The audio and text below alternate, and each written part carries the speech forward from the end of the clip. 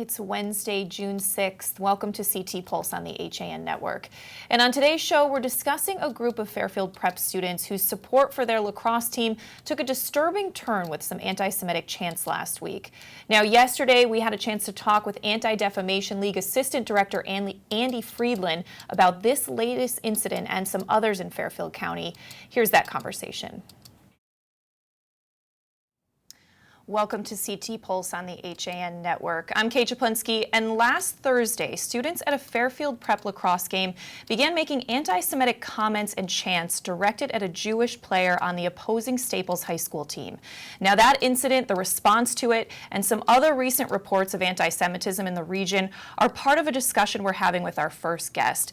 Now on the phone, we have Andy Friedland, who is the Assistant Director of the Anti-Defamation League's Connecticut office. Andy, thank you so much for joining us today. Of course, thank you for having me. Now, as some background for our viewers on last Thursday's lacrosse game between Fairfield Prep and Staples High School, as reported by Hearst Connecticut media, a Staples High School lacrosse coach said that fans of the Fairfield Prep team, referred to collectively as the Bomb Squad, repeatedly yelled anti-Semitic chants when one of the Jewish players scored, as well as held up a sign that he believed referenced male genitalia and were apparently seen urinating on the high school and on cars in the parking lot outside of the field. Now, Andy, first, as someone that works with the ADL, what's your initial reaction to hearing a story like this?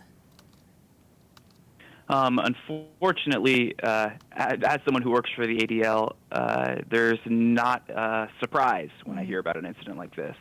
This is something that, unfortunately, we've seen a fair amount of, whether it's anti-Semitic or just bad behavior in the stands at high school sports. It's unfortunately been something we've seen a lot of in the last couple of years. And then next, we really look to see how we can reach out to the schools and turn a disturbing incident like this into a learning opportunity for all of those involved. Yeah, I want to talk about that a little bit because, you know, these are young adults, teenagers. So how, you know, does ADL approach that, knowing that, you know, these are still kids in some cases, but they're saying some really serious things with some serious repercussions? Mm-hmm. Yeah, definitely.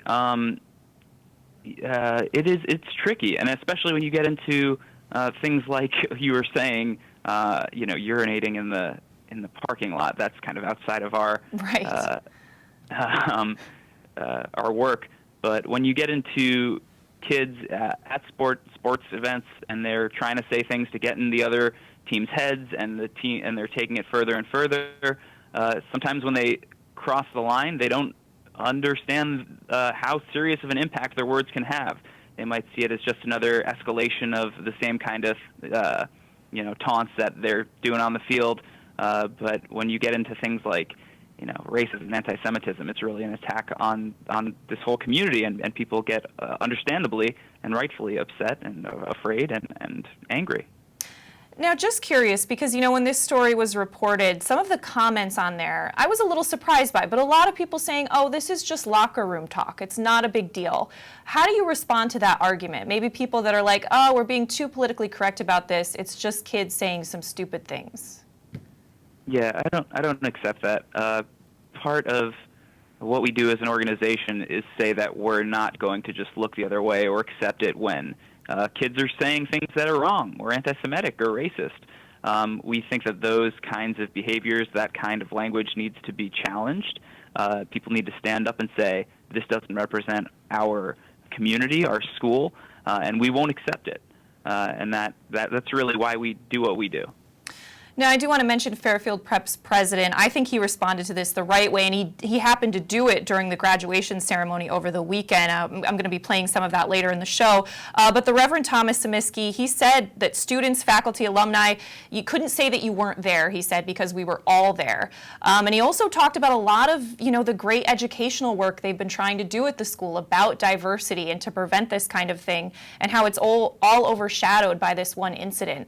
Has ADL reached out to Fairfield Prep to work with them going forward? Yes, we have, and I read Father Samiski's commencement address and thought it was a great first step. Sometimes we have schools who, when something like this happens, they don't want to bring attention to it. They would rather not say anything publicly, hoping that it goes away quietly. But what that does is it doesn't address the problem, and it allows issues like this to continue and to not be challenged. And really, of course, it's not the entire response can't just be to say something and then to move on with your life. There needs to be some action afterwards. But I think that's exactly the right first step that we hope to see from schools. Now, something that's been, I think, disturbing to a lot of us is, RHAN newspapers here have been reporting, it seems with more frequency, on anti-Semitic vandalism and incidents in towns like Ridgefield and Wilton, where we have newspapers. I mean, for example, last fall, a Wilton middle school student who was Jewish found a note on her locker that read, "Jews will burn." We've also seen a lot of swastika graffiti in schools and for example, at Ridgefield's Ballard Park. I mean, is there more of this, or are people just reporting it more and being more honest about what's happening? I think it's a combination of both. We track these incidents around the country year by year, and there was a large increase in the last 2 years of anti-Semitic incidents around the country and in Connecticut. Part of that is an increased awareness of ADL, of being able to report these incidents, and part of it is we're seeing more of it, unfortunately. But it's never something that has gone away. There's certainly more attention being paid to it, and we're glad about that, because we think sunlight is the best disinfectant, and the only way you're going to deal with any of these issues is by shining the light on them and saying, hey, this isn't us. And you brought up Ridgefield. They're a great example. We are also always saying that it's not that an incident like that happens, because they happen just about everywhere. It's how the community responds. And the town leadership in Ridgefield did a great job of bringing us in. We did a program for the town leadership in Ridgefield, and we have worked really hard with the police department. We've offered a reward to find the people who are drawing swastikas all over the town. They have really done a great job of coming together in the face of incidents like that, instead of trying to sweep it under the rug or trying to shove the blame somewhere else. Now, interesting, Andy, but your ADL statistics show, you mentioned this going up, but in Connecticut there were 49 anti-Semitic incidents in 2017, following 38 in 2016, which is a 29% increase. What do you suggest for parents addressing this with their kids if they're worried that their kids might be saying some of these things or be involved in something like this? So we have some really great resources on our website at adl.org. There's one thing called Table Talk, which is specifically made for parents to talk about their kids talk with their kids about difficult issues like anti-Semitism, like racism, like what to do in the face of a hate incident that could happen at their school or in their town.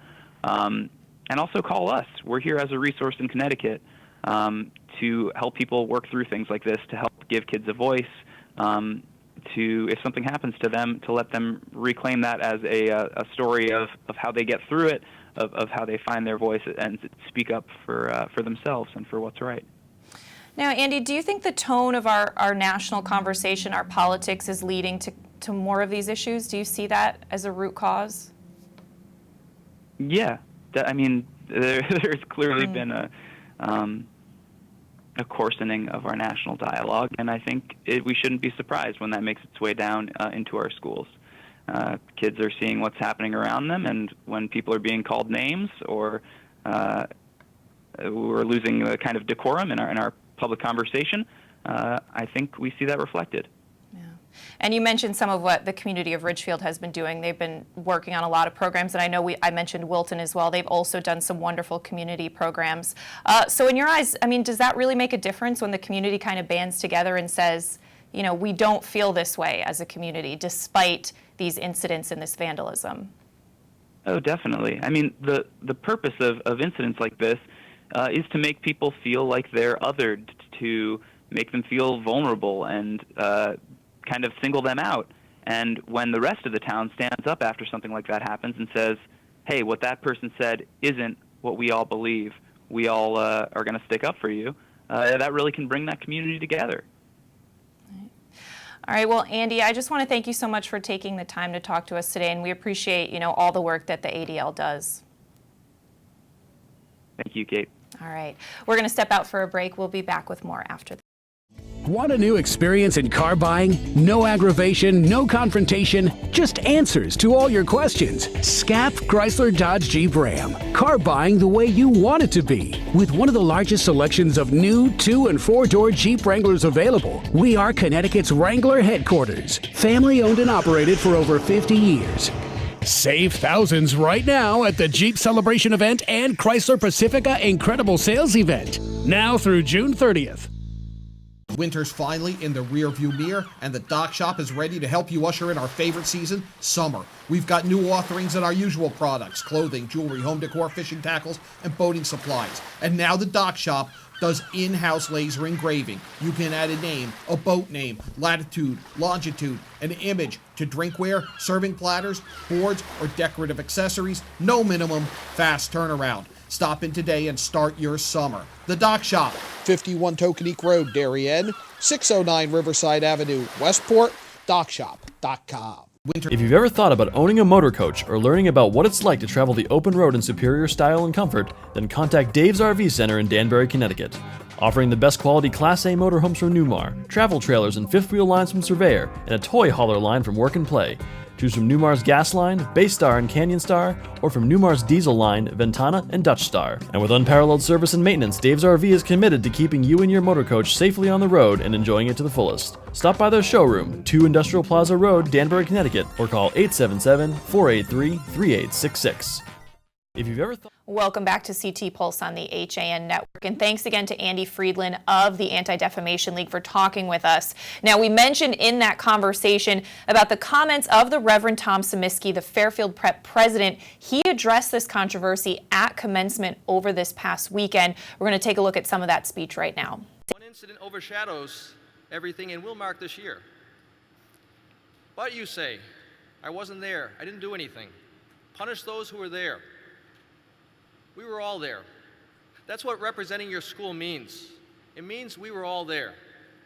Anytime one person wears an FP, we are all there. Before we send you off into the world as Fairfield Prep alumni talking about the Prep Brotherhood, you need to know what that truly means. We all win together, or we all lose together. Last Wednesday, our lacrosse team advanced, but we as a whole experienced a collective, self-inflicted loss. It was a loss in many ways. That a few students led such cheers was a loss. That more students followed their lead was a loss. That no one stopped this behavior was unthinkable. Student government leaders were there, team captains were there, seniors were there, prep students from all years were there. Why did no student stand up for what was right, for what we teach? As the president of Fairfield Prep, I take responsibility for our collective failure. We as administrators did not provide adequate supervision at a sporting event, but this goes beyond prefecting. In the end, we failed to live out the values we profess, that such behavior could even seem like a good idea to some, and that no one would intervene indicates a larger cultural issue that we must confront. This week, I intend to reach out to local rabbis in the Anti-Defamation League for 3 reasons. To apologize on behalf of the Fairfield Prep community, to seek reconciliation, and to ask for their guidance and suggestions on how we might learn from this and eradicate the roots of intolerance and hate. So that's just an excerpt of some of the comments made by the Fairfield Prep president at the graduation ceremony. Now, joining me now in studio is our Trumbull Times editor, Donald Ang, who often joins us on air and here on CT Pulse. He's also a proud Fairfield Prep alum, most of the time, Don. I don't know how this recent incident impacted that. But Don, I do want to ask you, what's your reaction to those comments that we just saw? Well, essentially positive. I was very happy to hear him address that, address the incident and take advantage of the stage when he had it. And it was the full-on. I'm very disappointed in your behavior kind of lecture, and he didn't spare them. I thought he was tough on them and deservedly so. As he mentioned in the clip that you played there, he said that we were all there. So he was talking about me too. He was talking about the students, the faculty, the staff, the alums, everyone. As he says, when one person wears an FP, we're all there. So in the same sense that we all celebrate when kids wearing an FP win a state hockey championship, we all get to feel the pain, the disappointment when kids wearing FPs behave badly, as they were in this case. Yeah, and I should say you're wearing some FPs right now. Yes, so I'm being very careful with how I behave because Yes. we're all here. That's very very clear on that from the school president. Yeah, and the ADL assistant director we spoke to before the break mentioned, it was so nice to see them come out and speak about this, to see the president talk about this, because a lot of times if something like this happens, the school kind of wants to pretend it didn't because it's bad press. It is, and they've gotten some. They did get bad press for this initially, and they've since gotten some more positive press based on their reaction to it. We'll see how that continues because he did say this is what the school will be doing, and obviously there is expectations that this is now what the school will do. So yeah, it was very heartening. I was because the thing is it's one of those things that it's sort of brought up, if you're a student at the school from day one, in fact before day one, from 8th grade orientation, that the expectations here are different, and that's certainly something that I thought that was addressed very nicely. Now, Don, we were talking about this a little bit off camera, but obviously HAN Network, we cover a lot of high school sports here, and I'll say a couple years ago, I attended a game where I heard something that was clearly anti-Semitic from some students that were at that game. It wasn't anywhere near the broadcast. I was walking around, and it was shocking in that moment. And I think back on it, and afterwards, you're kind of like, oh, I wish I had said something. And I think that's what maybe happened here, right? People were shocked, but maybe nobody really knew how to shut that kind of thing down, or they didn't feel comfortable doing so. I don't know. What do you think about that? Well, I think that's probably a lot of truth there. That you go to a sporting event and you're expecting to kind of enjoy the spectacle of watching athletic competition. You're not really planning on being involved in the middle of sort of an uncomfortable kind of socially social justice situation like that. And I think a lot of people also they sort of wonder, is it kind of my place to do anything? That's not really my kid doing it, right? It's or if you're a student at the school, you know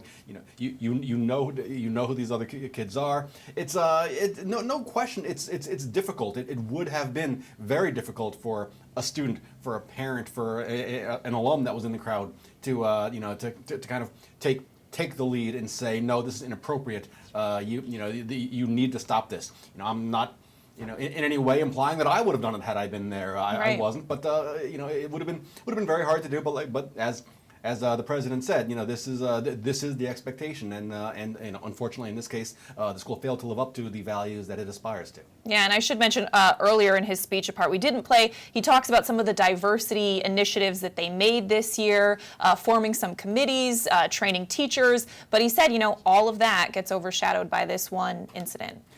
It does, and it's unfortunate, and that isn't a fair point. The school is more diverse than is generally thought of being. It is, especially now. They do make a concerted effort for that kind of outreach, and it is unfortunate to have it all overshadowed by a fairly ugly incident.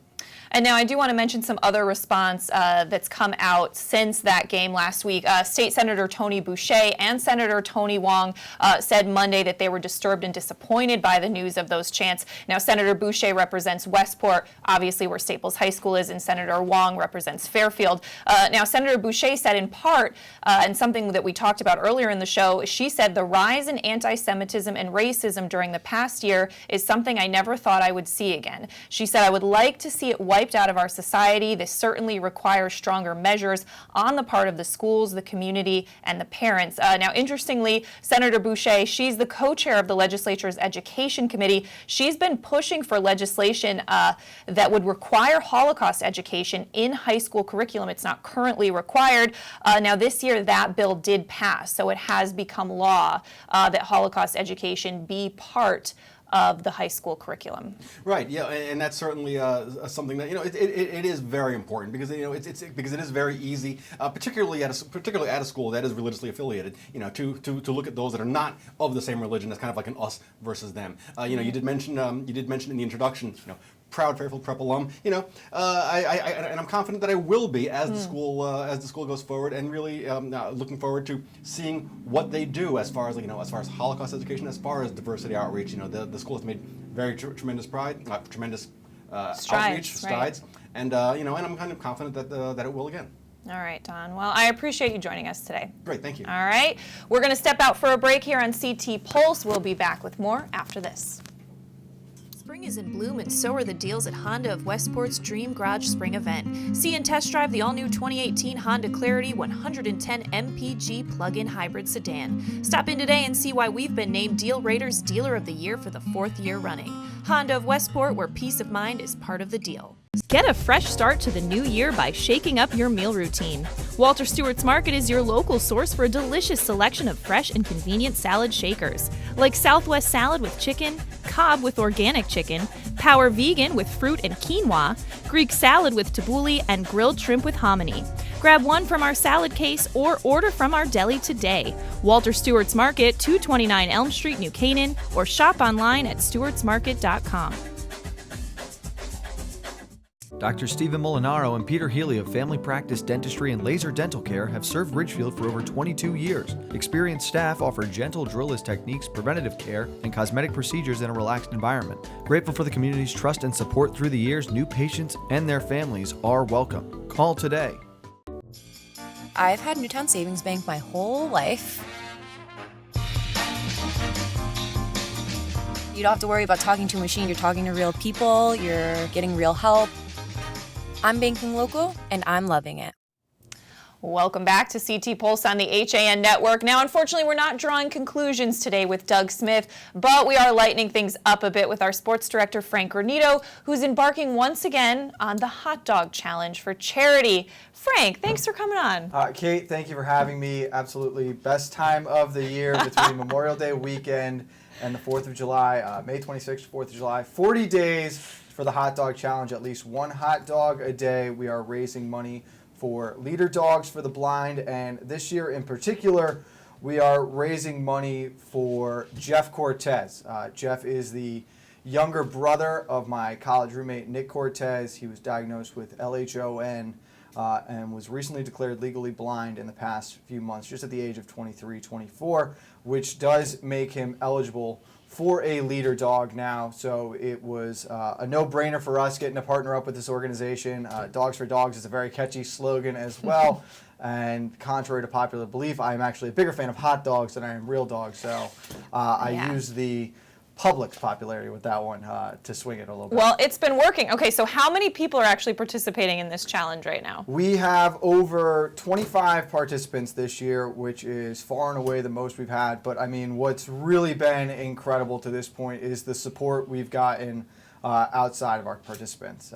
It's quite frankly very easy, in my opinion, to just eat a hot dog every day for 40 days straight. But through just 11 days now, we are on day 12, we've raised over $6,900, and that's just on our Facebook page alone. I would be very upset with myself if I didn't mention Jerry Cortez. Mrs. Cortez has done an incredible job helping raise awareness for this cause and for her son. She's raised nearly $4,000 on her own. Wow. Our target goal is $10,000. We've had to raise it twice already in the first 2 weeks, and I could see us raising it again. I mean, it's really been incredible. When we started this a couple of years ago, it just seemed like a gag amongst friends, and I'm truly speechless to see the support and the effort that's been given by everyone to get where we have now. Well, training these dogs is expensive, and it's so important for people that require this kind of help to, you know, the bond that they build with these animals too. So it's really an amazing cause. And Leader Dogs is an incredible organization. What people don't realize is actually, if you are legally blind, you can get a Leader Dog for free. The money we are raising is helping to put Jeff Cortez in a good position on their waiting list,